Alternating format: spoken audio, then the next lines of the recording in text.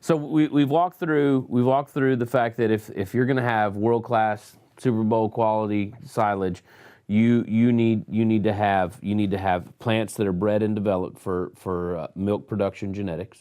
Okay, you need to have good management and understand that you're going to manage this corn a little differently. Okay, but then when we look at harvest, we've got to make sure that we are harvesting this at the right time, in the right way, with all the things there, with all the I's dotted and the T's crossed, so that we're making sure that we haven't spent all of this time and all of this effort producing high quality corn silage in the field, and then just mess it up by harvesting it wrong.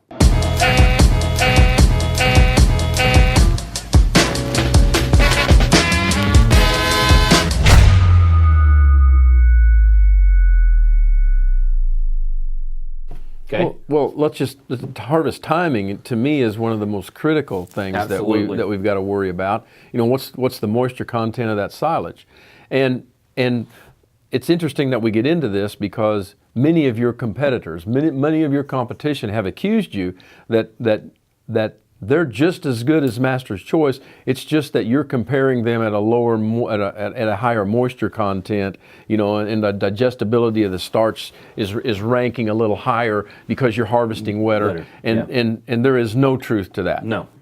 So, but harvest moisture, what we want to say today, is one of the more critical parts of bringing in that world-class silage, because we want to, number one, make sure that the corn has had a chance to develop physically. That physiologically that plant is mature enough, because we do want to maximize the starch capabilities of that plant in the field. Yes. You know, if we get planted late and we have a very short heat unit season and that plant doesn't get a chance to develop, we know what that's like. You know, we have low starch, but when we've got the opportunity to have enough heat for that corn to develop, we want to give it plenty of chance to do that.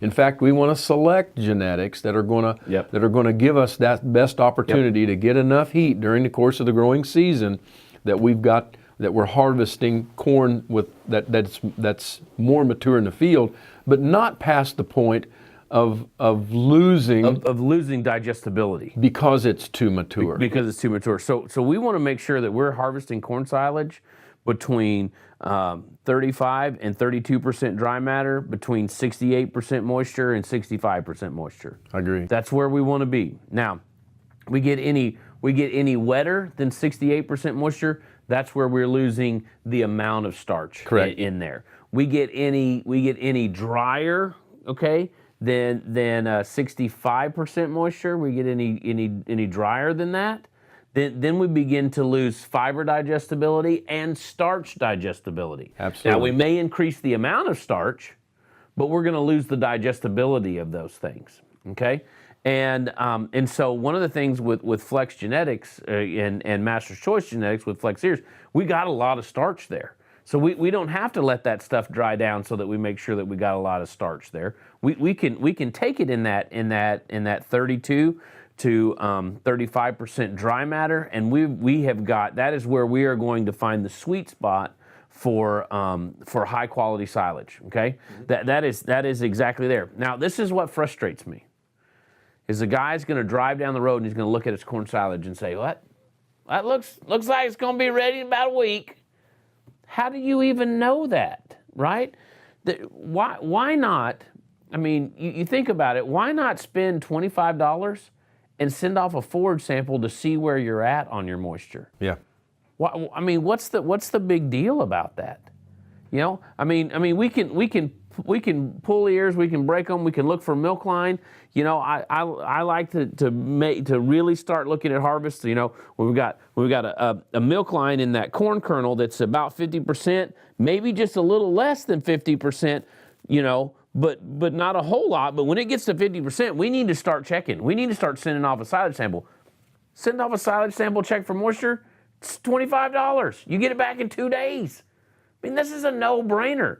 I've spent a lot of money out here, you know, making sure that I've got this corn crop, but I'm gonna spend $25 to get it tested just to see where I'm at on moisture, to see when it's the right time to harvest.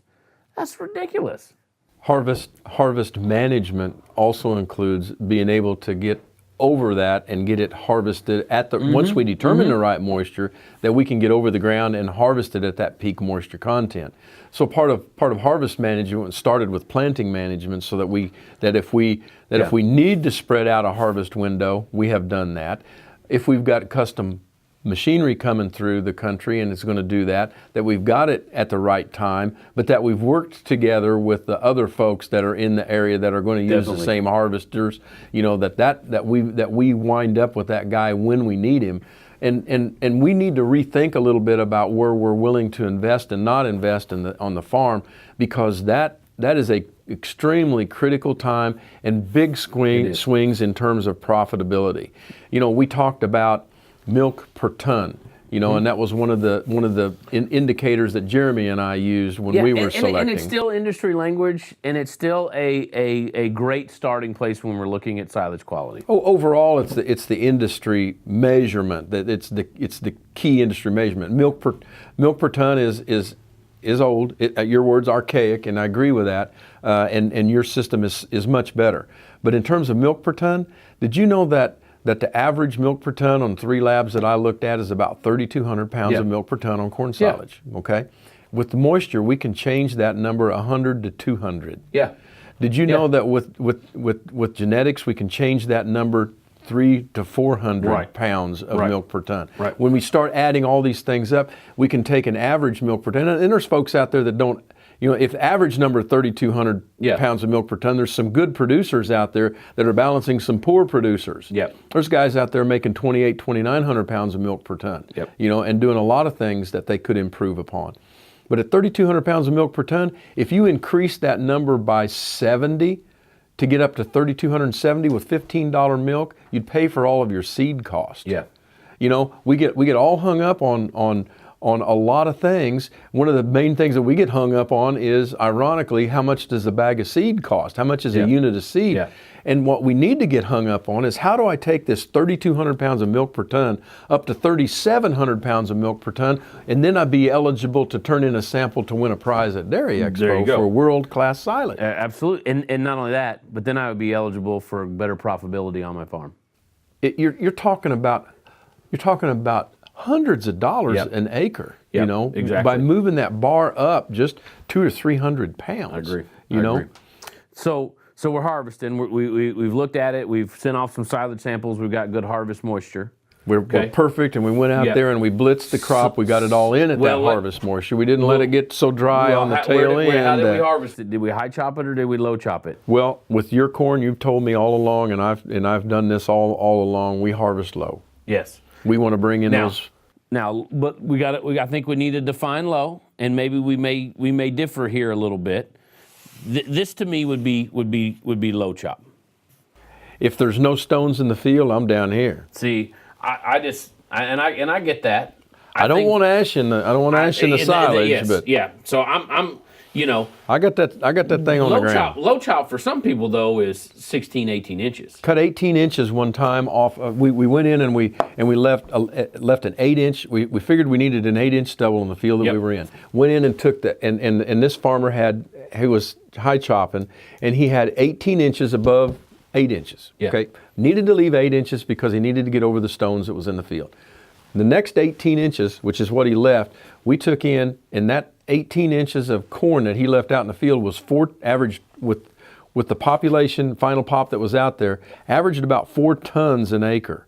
And we sent the silage sample in, and you know what? It didn't have any starch, so it wasn't as good as it wasn't bad. Yeah, wasn't bad. No. But so here's what's the interesting thing to me. 4 tons an acre. Why do guys high chop? To increase the quality of their corn silage. Yes. They high chop to increase the quality of their corn silage. I know that a hybrid that has the potential to flex, when I harvest it at 6 to 8 inches off the ground, okay, I know that because I have backed down that population and I have given that plant all it needs and I have managed it right, it has better quality than if I were to go to a standard field You're very right The there. standard field where a guy's like, well, I got to get better quality, so I'm going to go ahead and high chop. It's got better quality. Why not back down your populations a little bit, like we talked about earlier? If you know that you're going to high chop, back down your populations a little bit. Come in, chop that at 8 inches off the ground. You're going to have more tons than if you left it, okay? And you're going to have better quality. And so this high, one of the things that frustrates me the most is somebody will go run some industry persons will go in and they'll run tests on their junky grain genetics that have been bred and developed for grain hybrids, and they'll go run these tests and say, "Oh, guys, if you want better quality, you got to high chop. Don't be low chopping." No. If you plant that crap, don't be low chopping that crap. You know what I mean? Yeah. Because you're almost comparing apples to oranges. Oh yeah.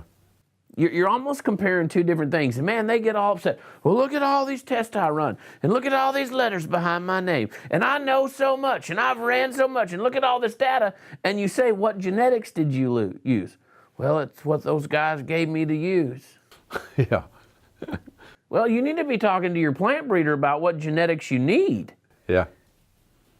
Need to be talking to that cow about what genetics she needs. But yes, when you test those genetics that have been bred and developed for grain hybrids, yeah, you got to do some of this stuff to maximize your quality. True. When you start with genetics that have been tested and tested and looked at and said these are genetics that are producing high quality corn silage. Mm-hmm. You don't have to do all of these things and to make sure that your corn silage is as good as mine. And and another thing, if we can move just a little bit from there, is when you bring in all of that healthy plant with that density in that stalk, you're bringing in a lot of material that will ferment silage very quickly. Now I know we're not talking about storage yet. Yeah. But the reason that I bring that up is that a lot of guys want to chop their corn silage as fine as sawdust, and because they're struggling with fermentation. And so they can't get any length of chop, they can't get the effective fiber that their nutritionist is looking for by lengthening that chop out a little bit, because there's no plant sugar in those. When they pull that cutter bar up to here, there's nothing in there but some grain and some leaf. Right. And so that's not gonna encourage fermentation.